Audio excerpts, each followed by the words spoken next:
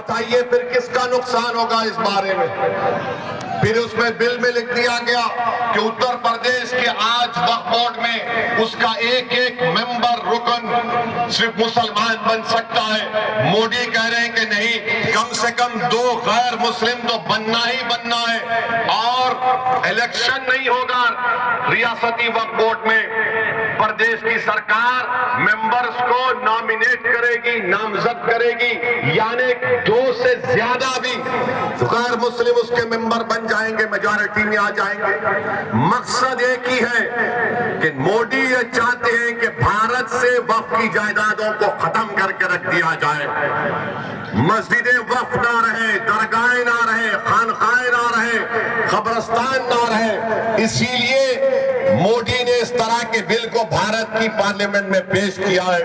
मैं आपको खबरदार कर रहा हूं, मैं आपको बाखबर कर रहा हूं, अगर आज आप नहीं जागेंगे, इस बिल के खिलाफ सदाए एहतजाज नहीं बुलंद करेंगे, तो याद रखिए हम अपनी वक्फ जायदादों को खो देंगे और बाद में रोने से कोई फायदा नहीं।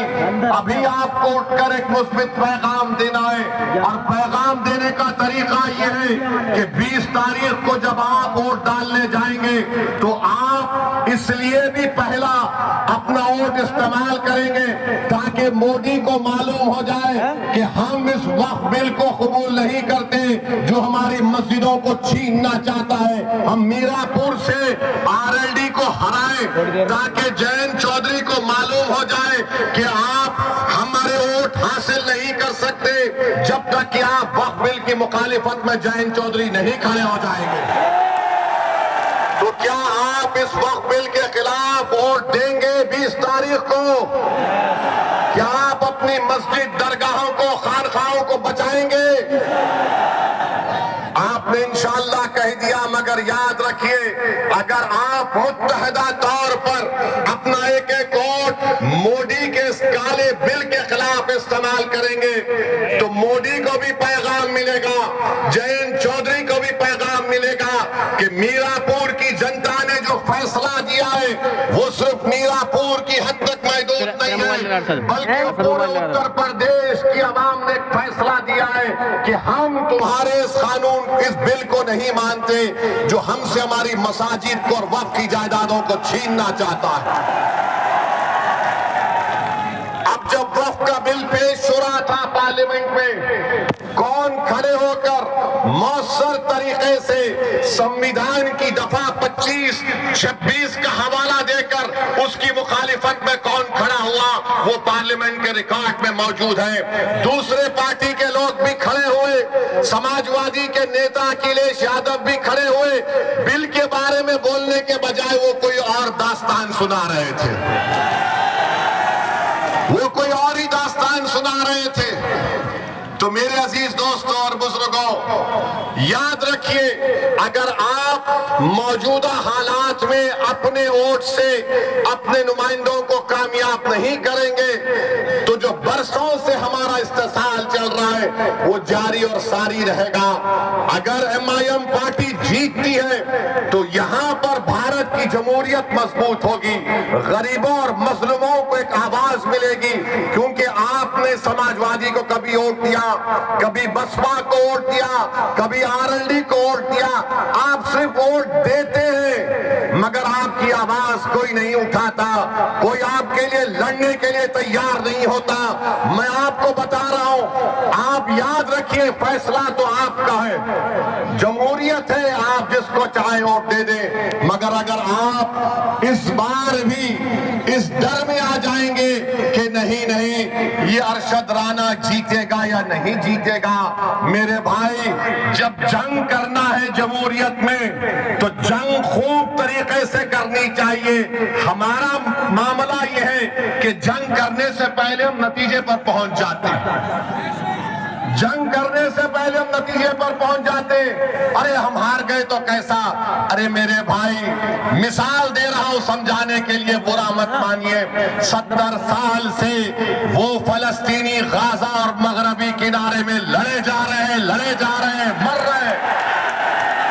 40,000 अब तक मर गए, 12 लाख बेघर हो गए, लाखों लोग बेघर हो चुके हैं, मगर उनके हौसले को देखो, वो डर नहीं रहे बल्कि मुकाबला कर रहे हैं। क्यों मुकाबला कर रहे हैं? क्योंकि इजराइल एक जालिम मुल्क है। इजराइल एक जालिम मुल्क है और वो जालिम मुल्क गजा में नस्ल कशी कर रहा है। मगर एक मिसाल देने के लिए आपको बता रहा हूं। दूसरी बात मैं आपके सामने ये अर्ज करना चाह रहा था कि यहाँ पर अंसारी बरादरी बहुत बड़ी तादाद में है। उनका कारोबार पूरा का पूरा ठप होकर रह गया।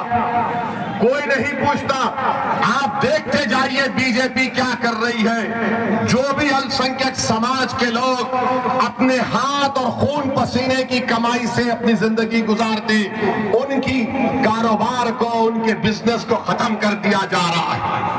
मगर कोई आवाज उठाने वाला ही नहीं, कोई लड़ने वाला ही नहीं। चुनाव आ गया तो सब आ जाते हैं कि भैया को जिताओ, दरी बिछाओ, अपनी जवानी को कुर्बान करो, उसके बाद हम ही मरते हैं, उसके बाद हम ही मरते हैं। तो मेरे अजीज दोस्तों और बुजुर्गों,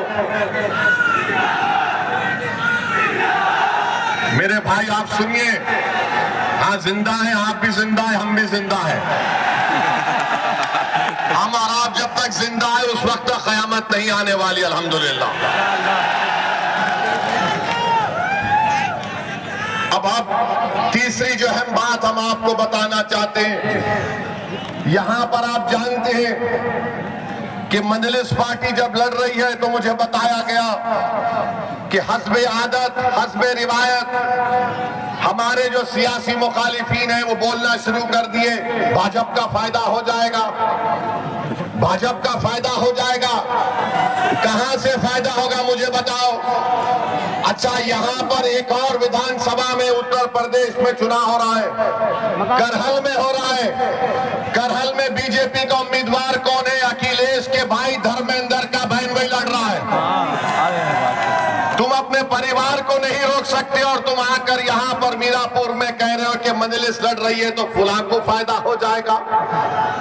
अरे तुम्हारे भाई का बहन भी लड़ रहा है, यानी तुम्हारे परिवार हर पार्टी में बैठकर मलाई और गुलाब जामुन खा लेंगे और हमको वोट ना दे कोई। ये कैसे होगा बताइए आप। और अहम बात मैं आपको याद दिला रहा हूं, 2012 सितंबर ये मुजफ्फरनगर जिले में आता है। अखिलेश यादव मुख्यमंत्री थे, मुजफ्फरनगर का फसाद हुआ। आजादी के बाद सबसे ज्यादा अल्पसंख्यक समाज के मुसलमान अगर बेघर हुए 50,000, इसी अखिलेश यादव जब मुख्यमंत्री थे बेघर हुए थे। जो खेतों में रह रहे थे, पर्दों के टेंट में रह रहे थे, और यही अखिलेश यादव मुख्यमंत्री थे जब 50,000 लोग बेघर हो गए थे। किसी के माओं की इज्जत लूट ली गई, किसी के बहनों को कत्ल कर दिया गया। आप कैंपों में जिंदगी गुजार रहे थे और अखिलेश यादव सैफई में उत्सव मना रहे थे, मुंबई से एक्टरों को बुलाकर नाच गाना करवा रहे थे।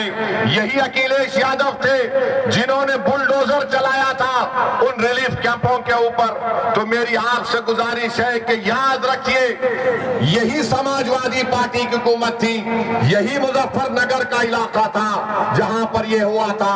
और जब मुजफ्फरनगर का कांड हुआ, कौन उन कैंपों में जाकर फिर कर उन गरीबों की मदद करने के लिए आया था?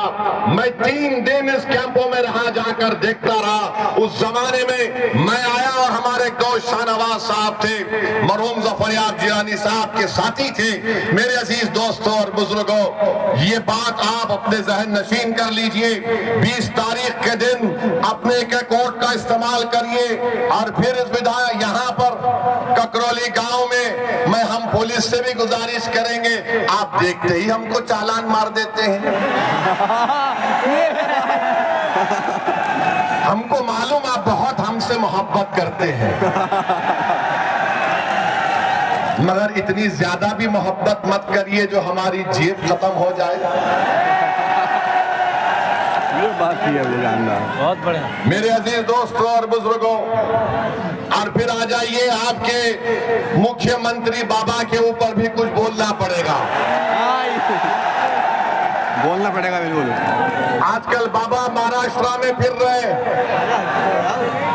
सुनिए, महाराष्ट्र में फिर रहे और नहीं जरूरत है, और नारा लगाए हैं, बटेंगे तो कटेंगे,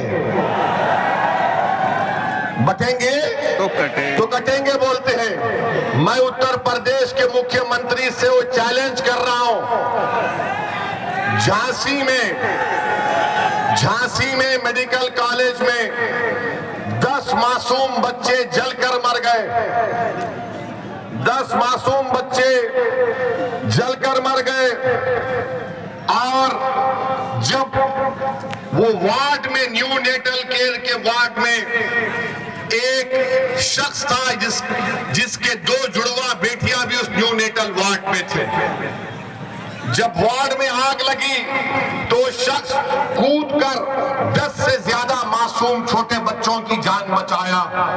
बाद में मालूम हुआ कि उसकी 2 बेटियां, जुड़वा बेटियां जलकर मर गई। और उस शख्स का नाम आपको मालूम क्या था? जिसने 10 से ज्यादा मासूम बच्चों की जान बचाई, जो 6-8 महीने के बच्चे बच्चियां थे। उस शख्स का नाम याकूब मंसूरी था।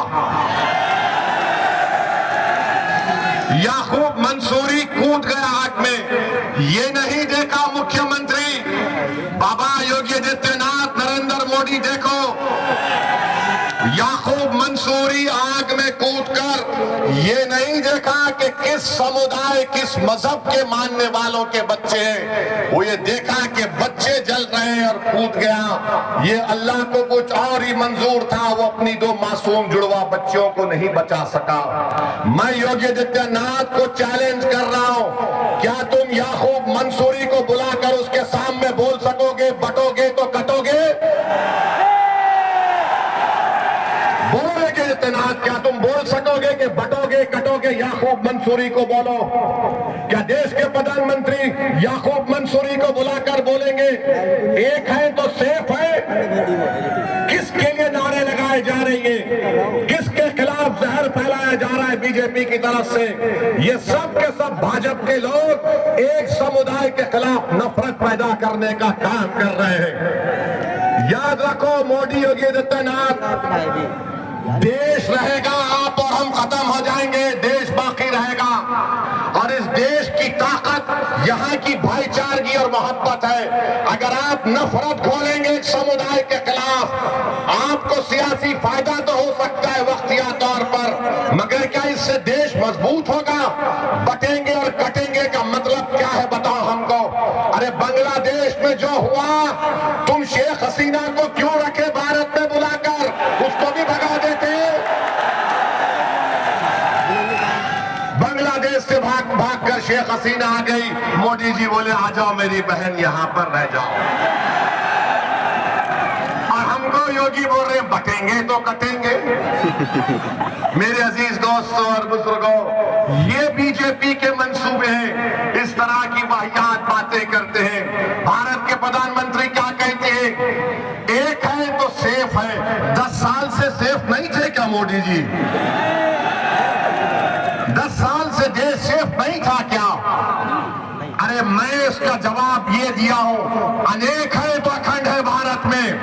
एक है तो सेफ को नहीं मानते, अनेक है तो अखंड है। इस देश में अंसारी भी है, कुरैशी भी है, जोजा भी है, सैफी भी है, दलित भी है, बैकवर्ड क्लास भी है, अपर कास्ट भी है, ठाकुर भी है, ब्राह्मण भी है, मराठा है।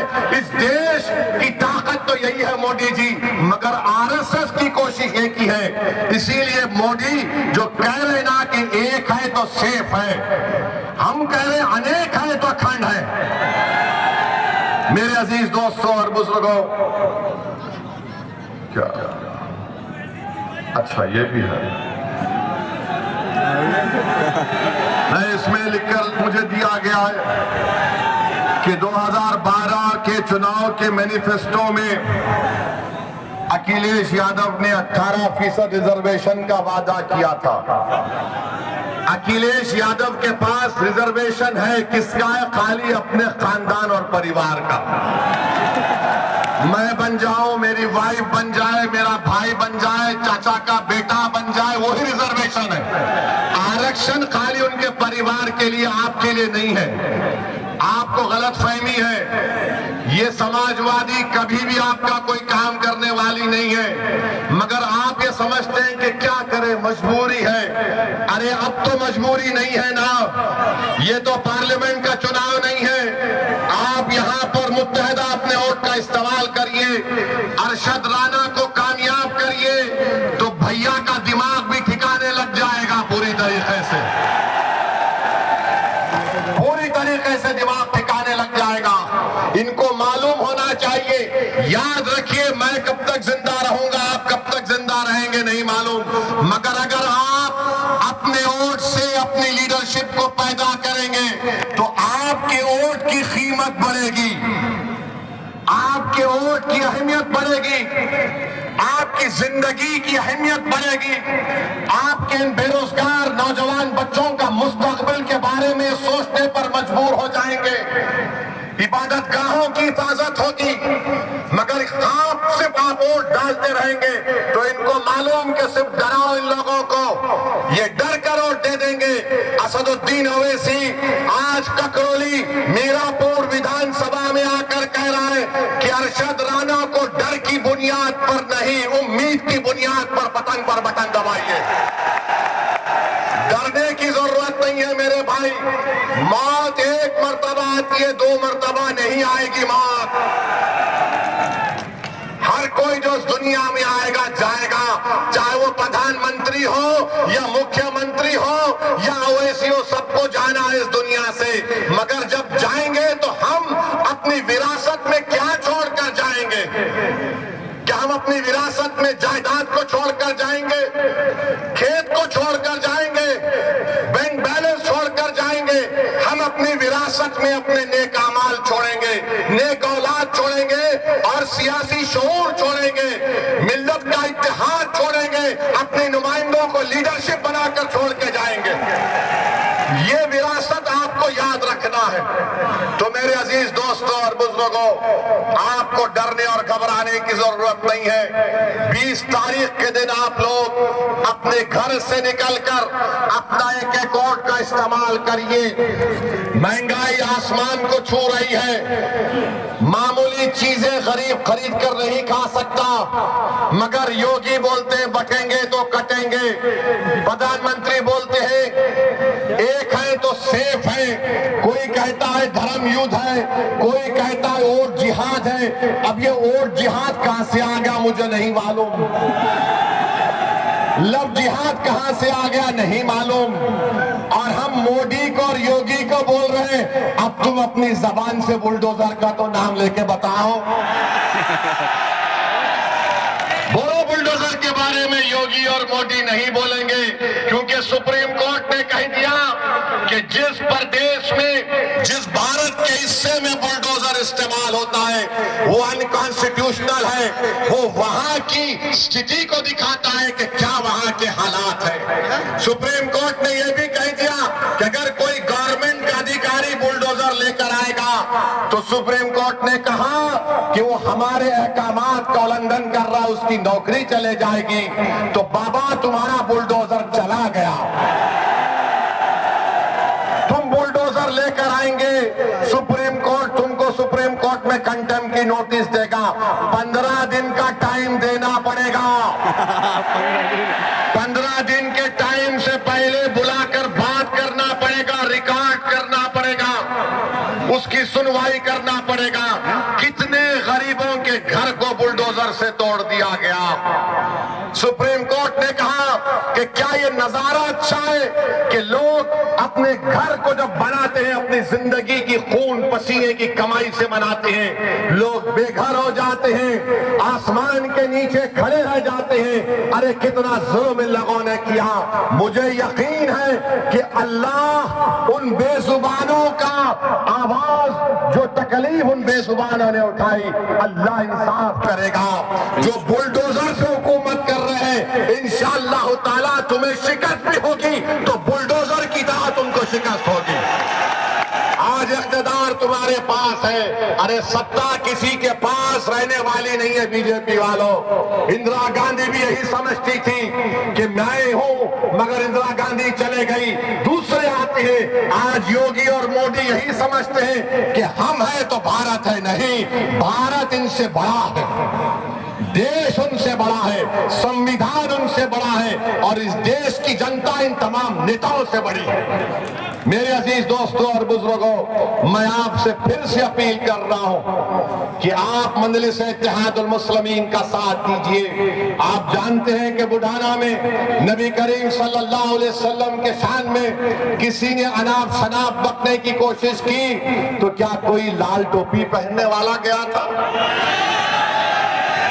कोई लाल टोपी पहनने वाला गया था? यही हरा कपड़ा डालकर जाने वाले मजलिस इत्तेहादुल मुस्लिमीन के लोग थे। हमारे 19 लोग जेल को गए, मगर हम जब जेल को जाते हैं तो हम बोलते हैं कि ससुराल में गए। और ये तो हजरत यूसुफ अलैहिस्सलाम की सुन्नत भी है। बड़े बड़े लोग जेल को गए और जब जेल से निकले तो बड़े नेता बने, मगर भैया जेल को नहीं जाते। आजम खान जेल को चले गए, अब्दुल्ला जेल को चले गए, मगर भैया नहीं जाएंगे। भैया के बारे में बोलेंगे रे दरी बिछाओ, जवानी कुर्बान। अब मालूम हुआ कि आज रोड शो करने आ रहे हैं। अखिलेश, आपने गलत टाइम लिया यहां पर आने का।